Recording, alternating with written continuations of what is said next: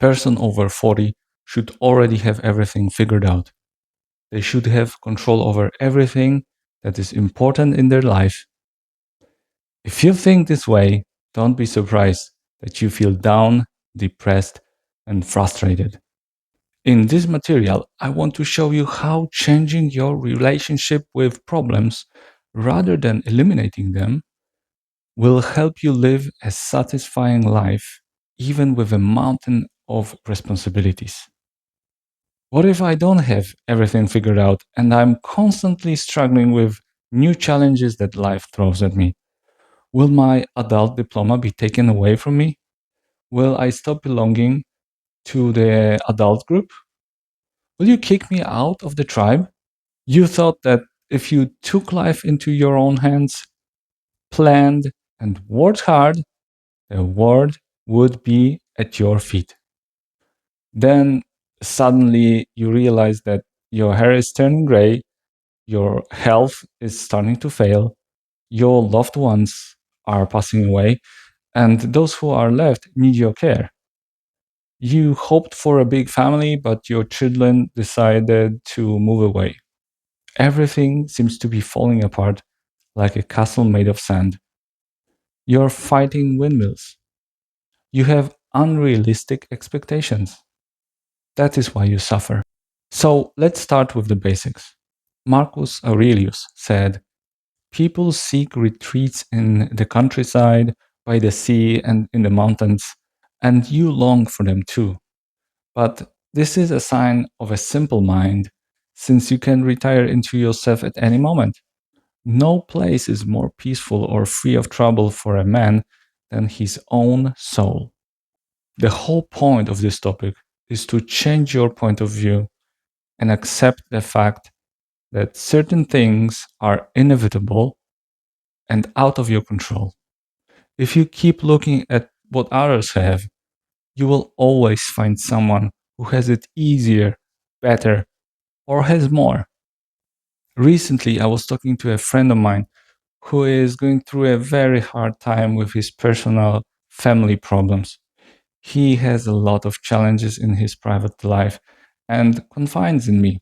I listen and sometimes I try to give him some advice. We've known each other for years, yet I was struck by how much his frustration and mental exhaustion from long term stress distort his view of how hard other people have it. He said something like, you have it easier because you can always call your mom. I don't know why he put it that way, because his mom lives nearby and they have a good relationship, while mine lives on a different continent. True, I can talk to her, but that's it. There's no way we can physically help each other. I don't know what my friend gets out of comparing himself to me like that. Maybe it made him feel better to think that his problems are the result of having a harder life. But does he really have it worse? To me, this question is absurd. The answer might make sense to a toddler who fell off their bicycle and looks for an excuse everywhere except in themselves because the bike is stupid and impossible to ride. An adult looks for a way out of the situation. They know the rules of the game and do everything they can to achieve their goals within those rules. Think about how much of what you do depends on you. Instead of blaming the world, start acting where you actually have an impact. Be like an archer. Pull the bowstring perfectly. Aim and release the arrow the best you can. The rest is out of your control. A sudden gust of wind, a movement of target, you have no influence over that. When you start blaming the world for your failures, you must also give it the credit for all your successes. In adult life, you decide your reactions to what happens to you. Everything else is outside of you. Can you control other people? Can you control the weather? The Stoics divide the world into two parts: the one where you have power, and the other where you don't. In the first part, where you have the power, is your inner world. Number one, your opinions and judgments, your interpretations of events. Imagine you lose a job. One person will break down in despair, another will see it as a chance to change, to try something else.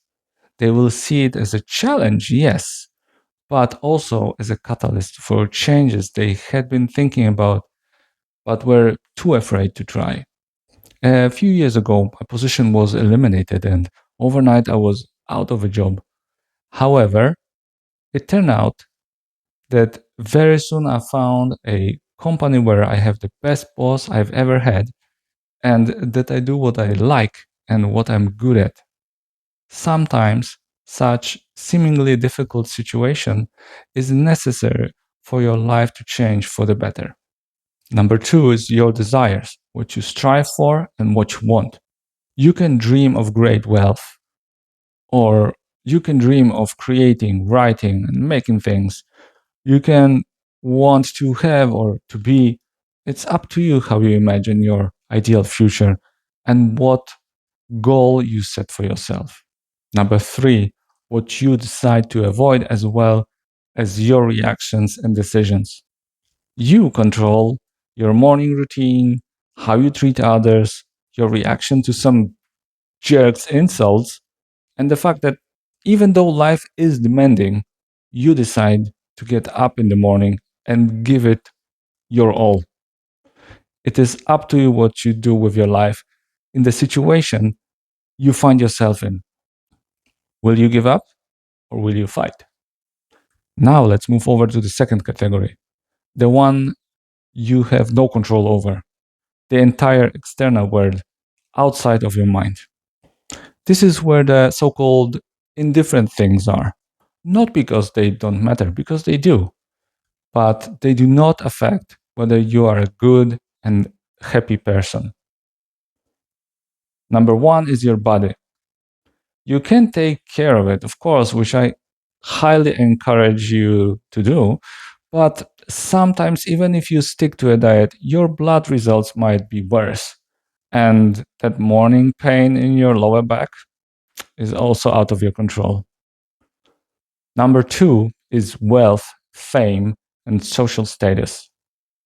Of course, you can work hard, but a company restructuring, a, an economic crisis, a change in the political situation, or a shift in public mood can change all of it. Number three is other people's opinions. Even if you are the best person in the world, your growing children might start to ignore you. They have different value systems, and there is nothing you can do about it. Number four is other people's behavior. You cannot control their reactions, the fact that they are irrational, inconsistent, or that they act against the rules. They might even try to cheat you or hurt you. Number five is politics, natural disasters, the weather, the past, and the future. It's interesting how much time we sometimes spend on politics or on dwelling on what has already passed. Of course, you cannot change what has already happened, and you cannot predict everything that is yet to come. To sum it up, life is a bit like a game of cards.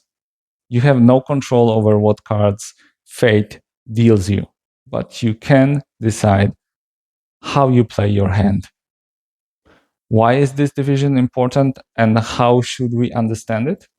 Frustration, stress, and anxiety come from making this one major mistake.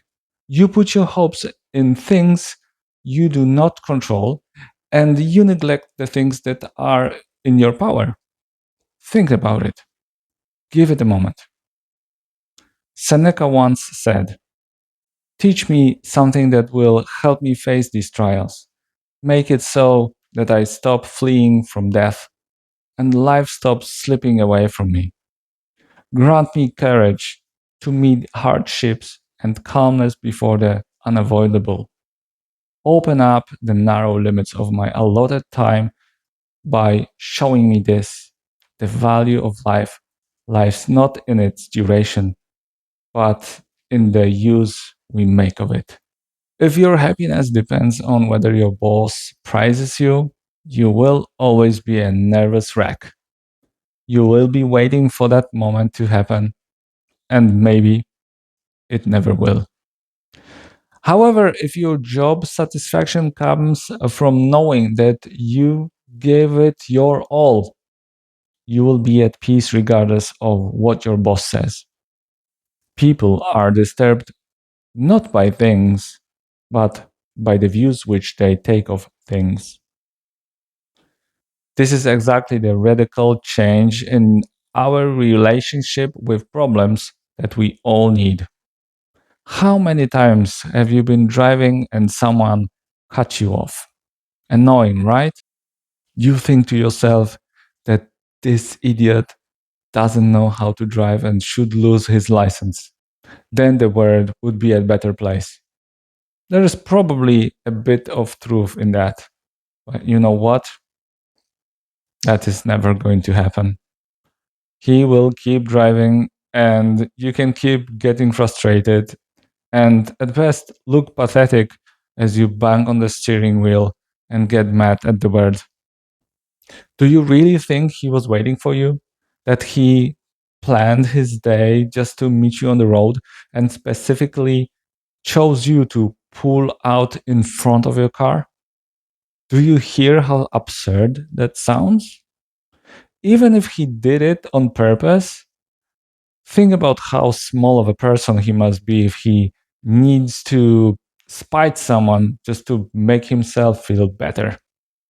I just feel sorry for people like that. Or maybe he simply made a mistake and now feels stupid about it. Instead of getting frustrated, you can accept the fact that the world is full of bad drivers and adjust your reactions and your opinions to achieve peace and balance. When you face a problem, stop yourself from making an immediate judgment. Don't let your automatic reflexes take over. Epictetus used to say, "Wait for me a moment, impression. Let me see what you are and what you represent. Let me put you to the test." So before you do anything, ask yourself what you have a direct influence over in this situation. Where you have it, act. Accept the rest and focus exclusively on your reaction to it. Remember, this requires a cold interpretation of the facts. The facts, not your guesses about what others are thinking, planning, or what their motives are. Not your fears, not what you think should have happened. Just the dry facts. So, if you can, take a moment and analyze the situation. And then, where you can, give it everything you've got. We agree too quickly with what people say. We do not put to the test those things which cause our fear. We do not examine into them. Being 40 is not a time for helplessness, but for a balanced assessment of the situation. It is not a time for passive inactivity, but for active realism. Reality is not your enemy. It is simply the clay you use to sculpt. Challenges should toughen your character, and obstacles should be a test of your true maturity. Let's listen to how Marcus Aurelius described it. Why are we so eager to escape this life and these problems? Everything that happens is just raw material for your mind to practice on and see in its true nature. Be patient until you adapt to these challenges and make them natural to you. Act like a strong stomach that digests all food or a blazing fire that turns everything thrown into it into light and flame. If you made it this far, I have a quick task for you. Right now, give yourself a 3-minute mental audit. Think about a challenge that is ahead of you. On a piece of paper, write it down on the left side, and on the right side, list all the thoughts that come up regarding this matter: worries, hopes, fears, expectations, assumptions, needs. Now circle the ones that are under your control. Think about it calmly. This exercise helps me gain a new perspective in situations that stress me out. Visualization won't solve all your problems, but it will allow you to look at them from a distance. If you completed this task, write "done" in the comments.